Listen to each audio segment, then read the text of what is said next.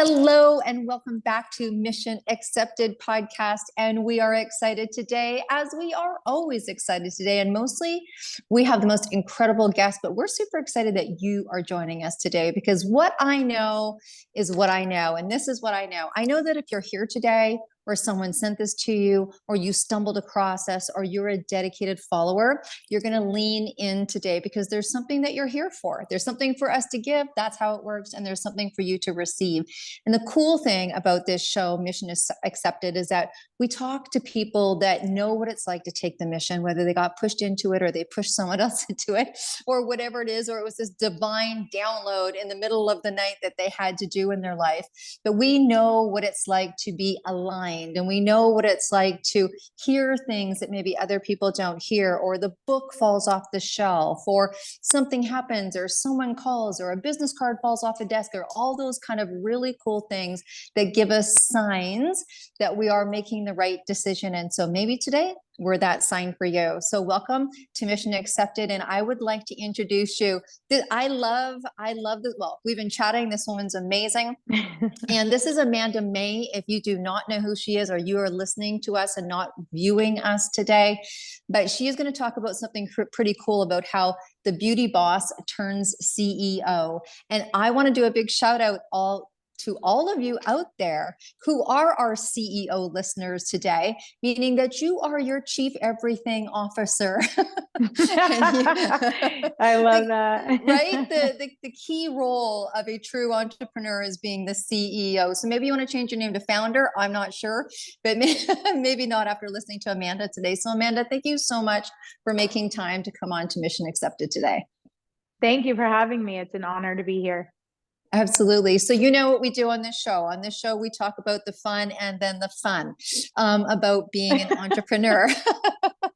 And what might be fun to some can be interesting to others. So we're very verbiage cautious here, right? We're like, we're not busy people, we're abundant people. So look, obviously, just in your title alone, it talks about how you came into an industry. It was the beauty industry, and kind of how you rocked that industry. But you've done everything in one sector, and you made that decision from one step to the other. I know your story, but our listeners don't. Maybe you can take us a little bit on a journey on how you became the beauty boss, meaning you really, hold presence and have presence in that sector, as well as you started off with, hey, maybe I'll do my own ... Right? So maybe share with us a little bit about that. I love it. So I mean, it's 20 years this year. At the beginning of this year was 20 years in beauty. Yes. So 20 years in, I'm here. And yet I'm just getting started. And that's the biggest thing. It's like really being dedicated to the beauty industry for so long and recognizing that it does take time. And that's okay. And the journey along the way, I have just had to say yes over and over and over when things come my way, even if I don't understand it, or I'm just like, I have no idea how this is going to work or fit in, but I know I'm going to learn or gain or connect with people that I need to connect with, that it will turn out exactly as I'm dreaming it to be. And so, so 20 years this year. Wow. I mean, I love what you said about it's 20 years in and you're just getting started. That's kind of something that I say when people ask me to describe what Ayurveda is, which is a form of medicine from India. I think you probably know what it is. And I'm like, the Ayurveda is the more you study, the less you know. And I think that what happens is exactly what you just said in entrepreneurship is the more you get in, the more you trust that who you need to know and what you need to know will show up. And the journey can turn left or turn right at any time. But look, it takes a lot to be able to be, one, in a sector for 20 years, and two, to stay dedicated to that. There had to have been some interesting times where you felt like you were on the right path, and maybe some times where that was questioned. I'm not sure. I don't know your whole story, but to stay in a sector like that, what would you say was the one thing that kept you driven to that sector? Because people can be entrepreneurs and they can vary off in different ways, but what is it about the beauty industry that you love so much? For sure. I think with any industry, it's not just the beauty industry, it's the why behind it. why are you doing it in the first place? Because Mhm. when I really connected with why and my reason for being so driven in the beauty space personally and then wanting to share that with others, that was the biggest like commitment, and it was to myself. And Mm, that's the thing. It was like I was committed to sharing so much about beauty, and it's grown and developed over the years. My why has continued to stay the same, but morph into like bigger, cooler, different aspects. And so like when I first started out in beauty, it was really an escape. Like I just didn't feel very worthy. I had been through some things in childhood that left me feeling like I just didn't have as much value. And one of the things that I was often told, like aunts or people, oh, you're so pretty, or your skin is so nice, or what, whatever. So I'm like, oh, okay, that's where I can get my value.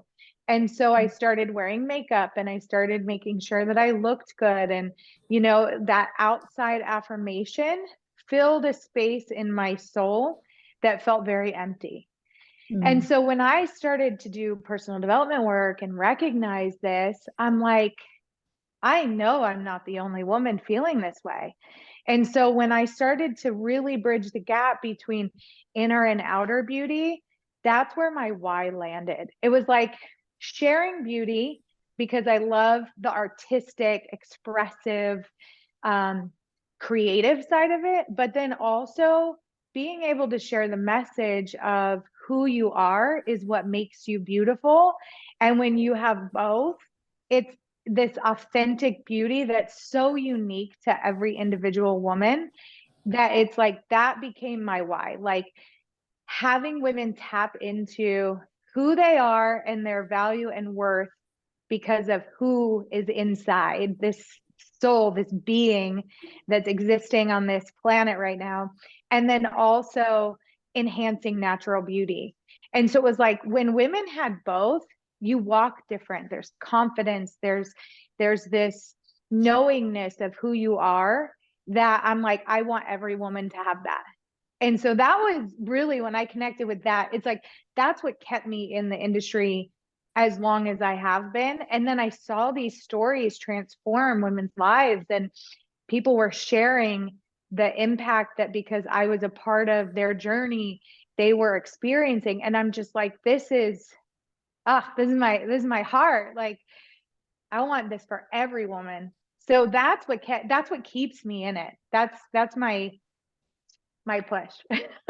no, that's a powerful push. And thank you for sharing and thank you for being transparent. And I don't think you're wrong when you say that a lot of women can relate and identify to that, right? That there's many things that can make you feel devalued inside. And I think that there's been a disconnect in the beauty industry. And just hearing you talk about that elegant relationship between the inner and the outer, because sometimes when you say the beauty industry to some people, they're like, oh, makeup, and they don't see it going past skin deep, right? Mhm. And then some people, the beauty industry, they talk about it like, creativity. Like, you talk to a makeup artist and it's like, oh, it's just very creative and it's expressive. And then you've got like the natural beauty and all of this aspect of what beauty means, and that it can actually accent who you feel inside and merge is really a new concept. I think as personal development has become, and we've started to realize there's people behind the makeup and people behind the screen and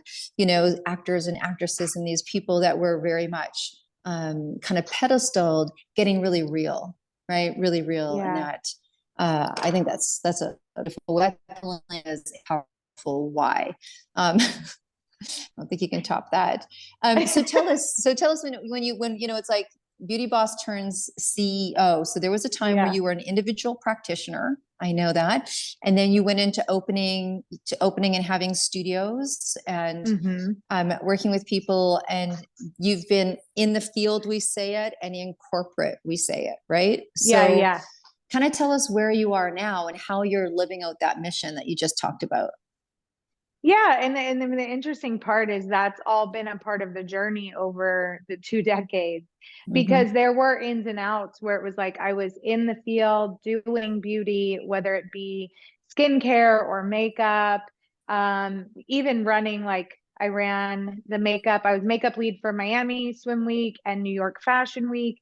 So like big time into the makeup, traveling across the country, doing trainings, and then there was also this element of learning the business side, which is when I went on to be the manager at the salon at Caesar's Palace.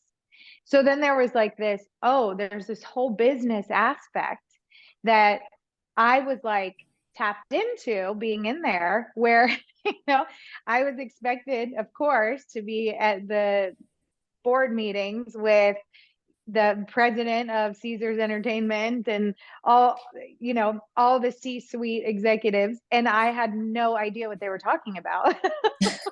I'm like, what does P&L stand for? I don't know, but I'm going to write this down and I'm going to go Google it and I'm going to figure it out. And it gave me a drive for, while I was in the beauty industry there as a leader, I still got to be with our clients and be with our team members and help to encourage their creativity.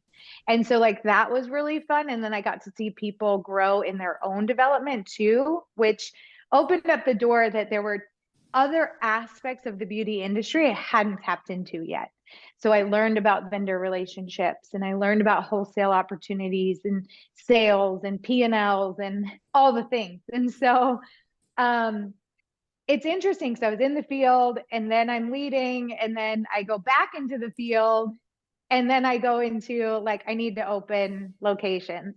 So I start opening these locations and have a permanent makeup academy and advanced skincare. We did both and they did amazing. And it was because I had taken, I think at that point, 12 years of learning and traveling the country and courses and personal development and all the things I had learned, both in the industry side and then from the leadership side, and started to really put those together.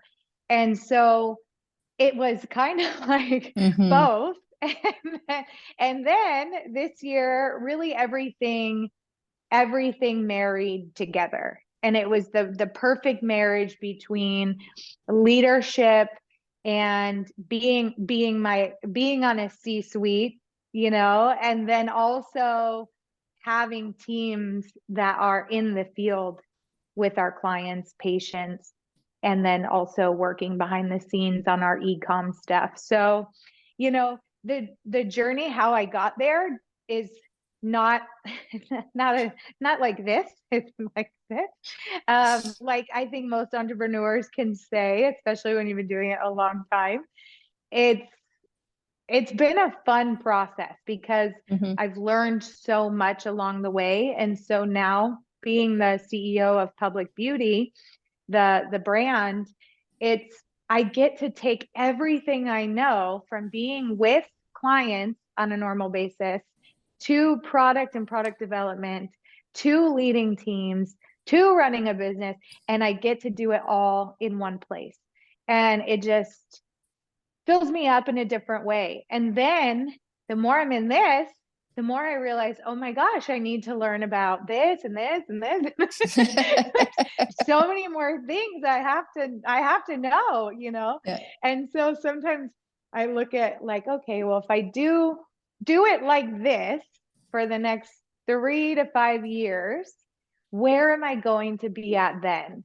Hmm. And what level will I have grown to? Because I look at the last 20 and I think night and day. I mean, of course, like just starting out, but I don't think that stops, especially if you're passionate about growing and learning. Like, you don't just stop that. Like, I feel Hmm. like that's why I say I feel like I'm just getting started because I have so much more to know.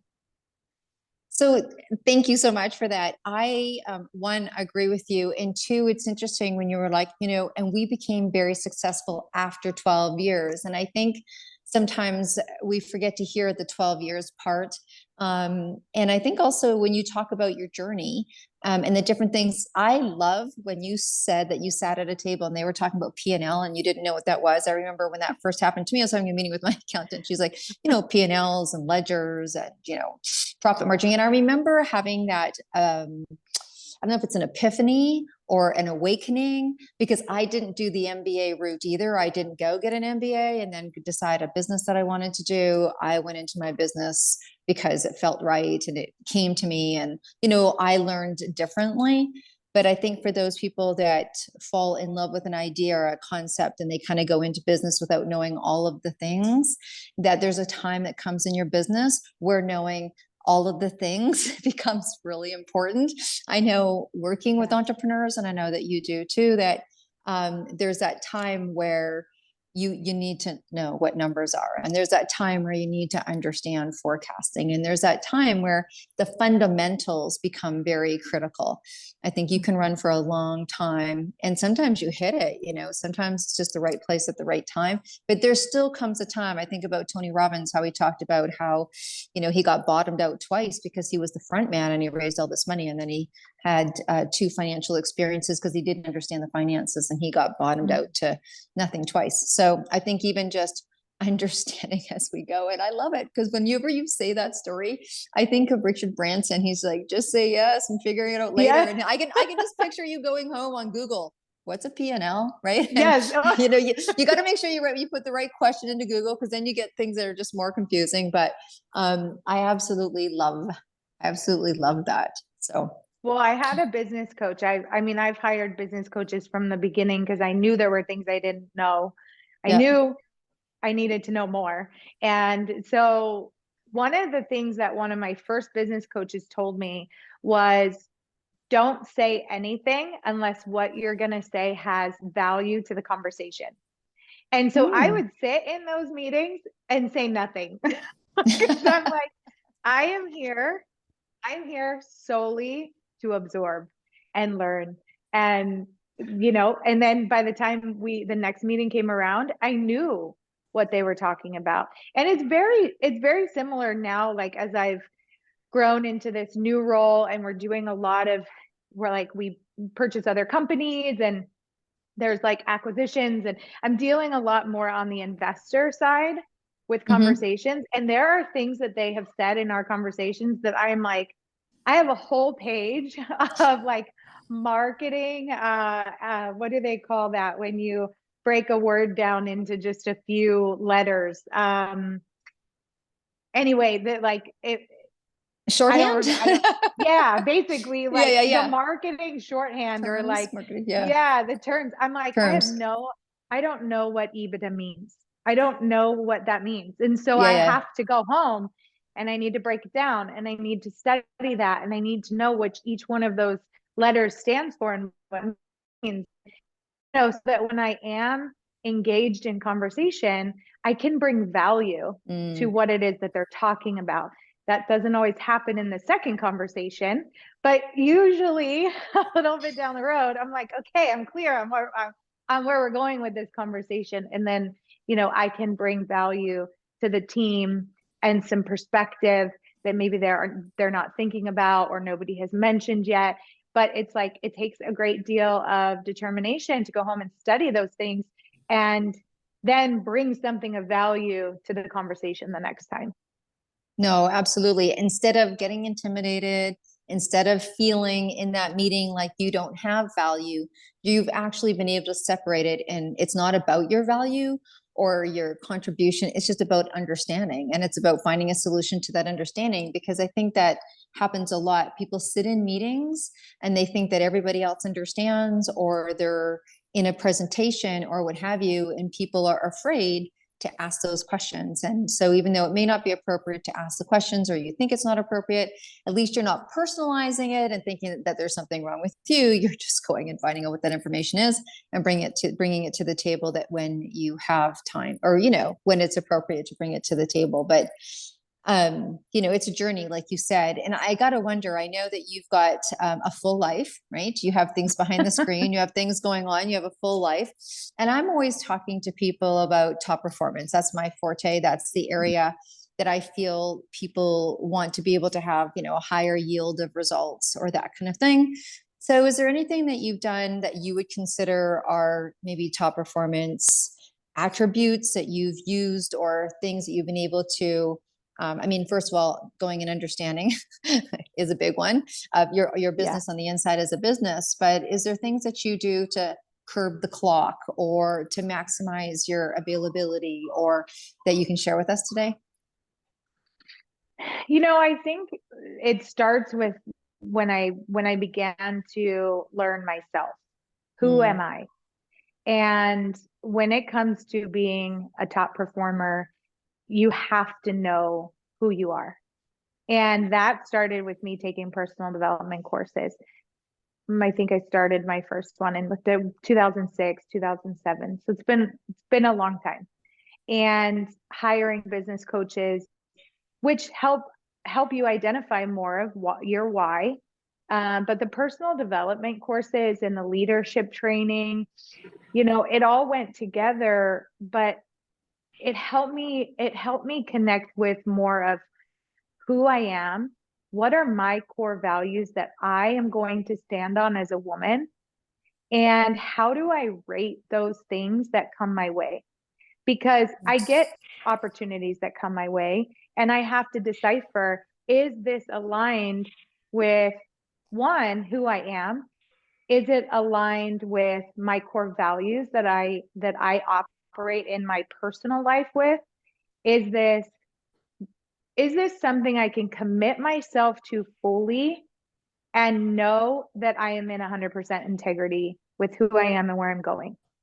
And so that awareness really came from the time alone with myself, journaling, being quiet, like allowing my spirit to show me this is who you Mm. are, this is where you're going, but then also quieting the mind. Like I think that was one of the biggest things I feel like that was one of my biggest takeaways with personal development, quieting my mind enough to be able to feel what felt right and then taking action on what felt right or what felt aligned, to use another term. So top performing starts with being really clear on who you are. Touche.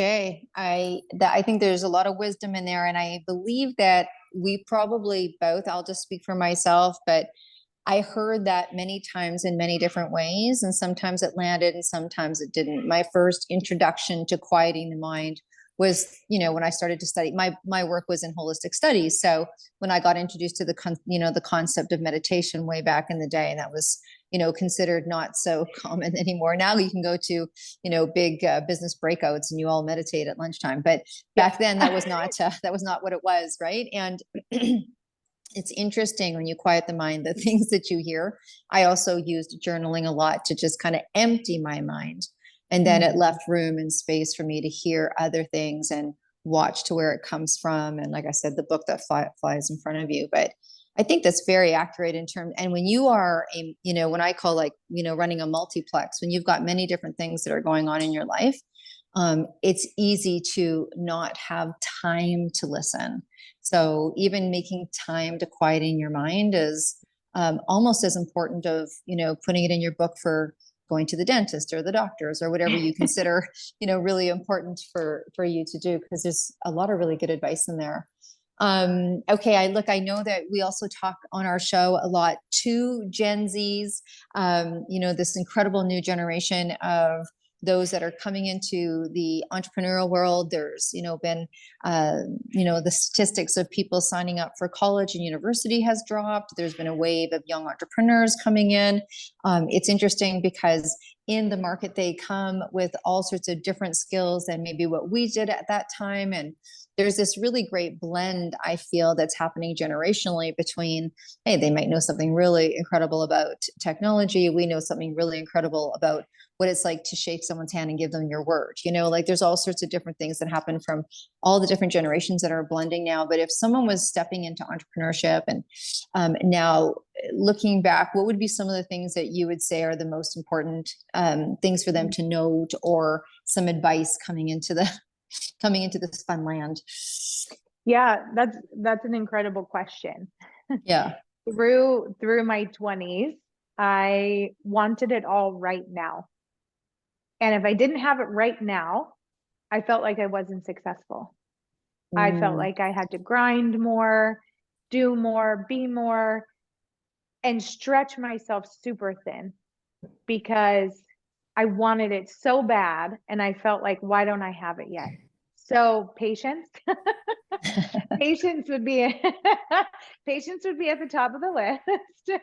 But accepting it, I mean, it feels cliche because everybody says like, accept the journey, enjoy the journey.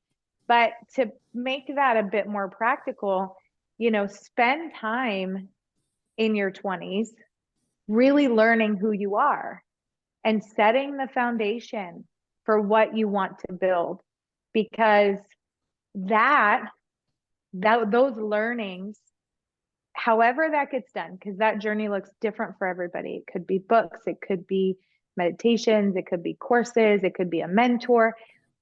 Just try as much as you can to find the things that speak to your soul so that you can learn who you are and build that solid foundation when you're in your 20s. and life does have a little less pressure in it.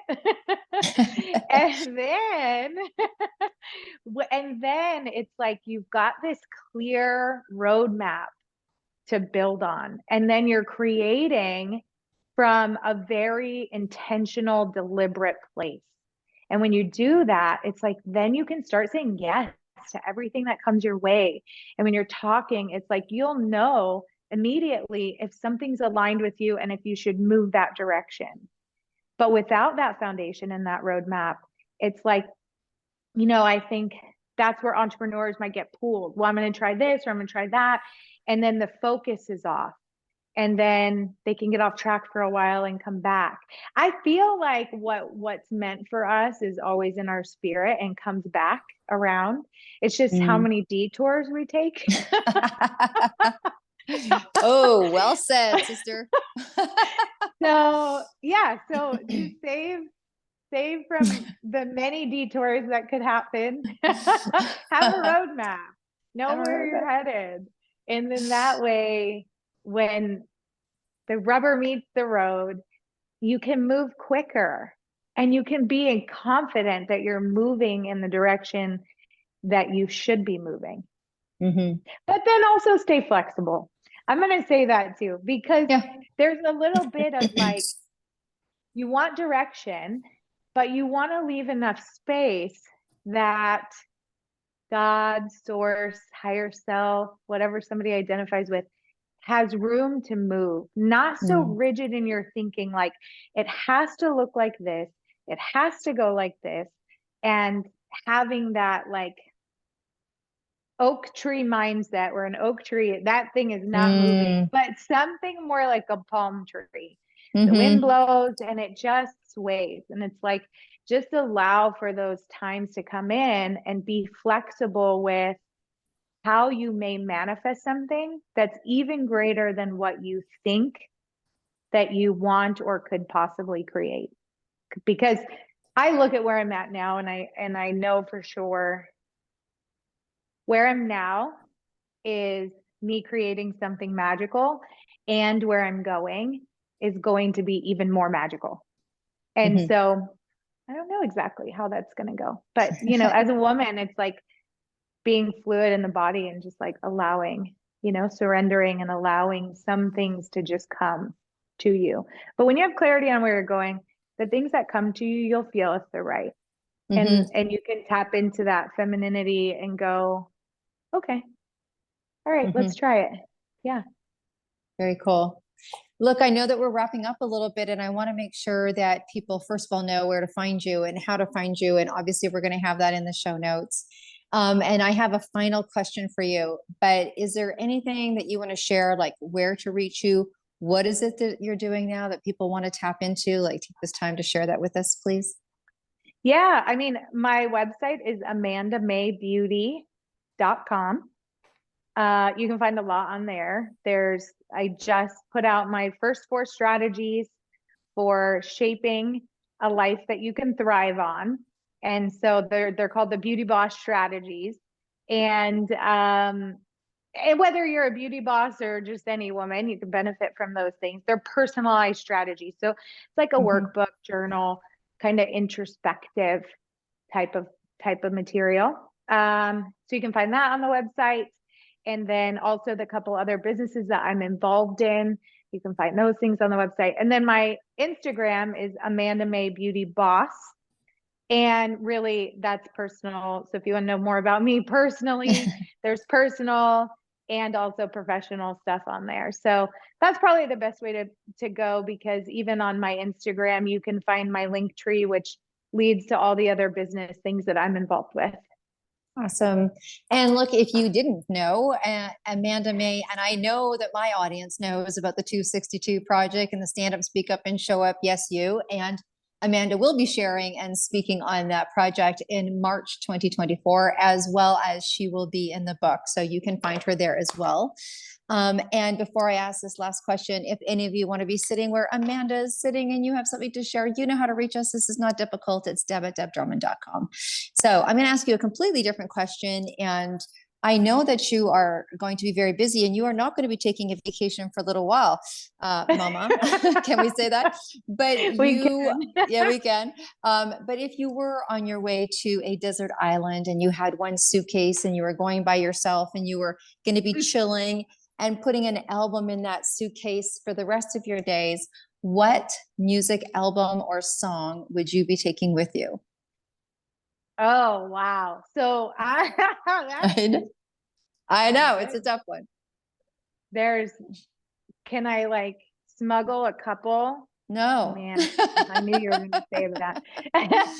Let's get really clear and know our path. And as an oak tree, what album are you taking with you? Wow. Oh goodness, it changes so much. I know. There are times I listen to like one thing and it's like crazy. I would say that oh my goodness, you really got me. Okay. So, okay, I'll pick. So, I would say Beyonce, something with Beyonce, like Formation. Her Formation album is good. It's just strong. It's women, a lot of love, a lot of connecting with creating a boss lifestyle. But I think she's an amazing reflection of a feminine boss. And so, yeah, so I would say she would probably be my inspiration if I had to listen to the same thing over and over for a whole weekend. I could break down those lyrics and get some really good journal points out of that. So I was gonna say maybe that's your next project. No, that's a great one. That's a great one. So we'll take that one today. I'm sure it's not going to be the only time that we're talking. So I'm just going to wrap up by saying thank you so much. And please, audience, we appreciate you so much. You are amazing. We are kicking off a whole new series. We're super excited. We're beginning to start that today. And we are heading, I know I never timestamp because you could be listening to this 5 years because we're really good at marketing back here. But we are entering a new year. It's a very exciting time. And it's that time where you get to refresh, restart, hit that button, clear out the cobwebs, make new decisions, find out who you are, like Amanda said, and get really clear on your path. So thank you so much for sharing with us today. And listeners, you know what to do. Share the show and send us back your comments. And so until then, stay well and be groovy, and we'll see you soon. Bye for now. Bye.